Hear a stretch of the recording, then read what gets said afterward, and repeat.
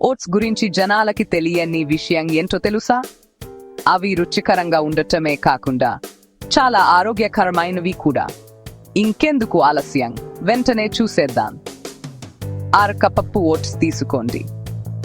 1 cup నీరు లేదా పాలు మీ ఇష్టం. ఇప్పుడు స్టవ్ మీద లేదా మైక్రోవేవ్ లో బాగా మెత్తగా అయ్యే వరకు వేడి చేయండి. అది ఉడుకుతుండగా మీకు ఇష్టమైన టాపింగ్స్ తీసుకోండి. అరటి పండ్లు లేదా బెర్రీస్ వంటి తాజా పండ్లు, కొన్ని గింజలు, ఇంకా కావాలంటే కొంచెం తేనె చీలకరించండి. అన్ని కలిపేయండి. అంతే, రుచికరమైన ఆరోగ్యకరమైన ఓట్స్ రెసిపీ రెడీ. త్వరగా చేసుకునే బ్రేక్ఫాస్ట్ లేదా స్నాక్కి ఇది సూపర్.